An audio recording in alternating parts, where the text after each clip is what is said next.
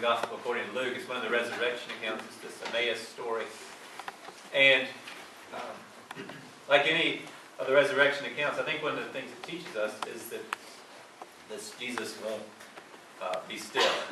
So in every one of the Gospels, Jesus is on the move. He's in Jerusalem at the tomb. He's in Galilee. Here he's on the road to Emmaus. He will not stop until he comes and finds his disciples and says, I am alive. And I think this story illustrates that in good ways. But it's hard to hear if it's just me reading through, so I've asked for good assistance as we hear together the word of the Lord. Now on that same day, two of them were going to a village called Emmaus, about 7 miles from Jerusalem, and talking with each other about all these things that had happened. While they were talking and discussing, Jesus himself came near and went with them, but their eyes were kept from recognizing him. And he said to them, What are you discussing with each other while you walk along? They stood still, looking sad. Then one of them, whose name was Cleopas, answered him, Are you the only stranger in Jerusalem who does not know the things that have taken place there in these days? He asked them. What things? They replied, The things about Jesus of Nazareth, who was a prophet, mighty in deed and word, before God and all the people. And how our chief priests and leaders handed him over to be condemned to death and crucified him. But we had hoped that he was the one to redeem Israel.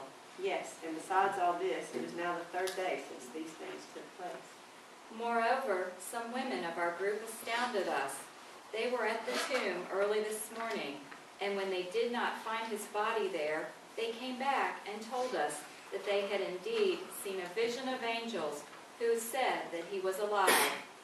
Some of those who were with us went to the tomb and found it just as the women had said, but they did not see him.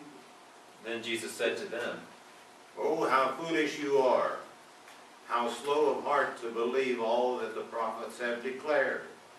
Was it not necessary that the Messiah should suffer these things and then enter into his glory? Then beginning with Moses and all the prophets, he interpreted to them the things about himself in all the scriptures. As they came near the village to which they were going, he walked ahead as if he were going home. But they urged him strongly, saying, Stay with us, because it is almost evening, and the day is now nearly over. So he went in to stay with them. When he was at the table with them, he took bread, blessed and broke it, and gave it to them. Then their eyes were opened, and they recognized him, and he vanished from their sight. They said to each other, Were not our hearts burning within us while he was talking to us on the road, while he was opening the scriptures to us? That same hour they got up and returned to Jerusalem. And they found the 11 and their companions gathered together. They were saying, The Lord has risen indeed, and he has appeared to Simon. Then they told what had happened on the road, and how he had been made known to them in the breaking of the bread. This is the word of the Lord. Thanks be to God. All right, thank you all. Very well. Children, will you please join me over here at this table?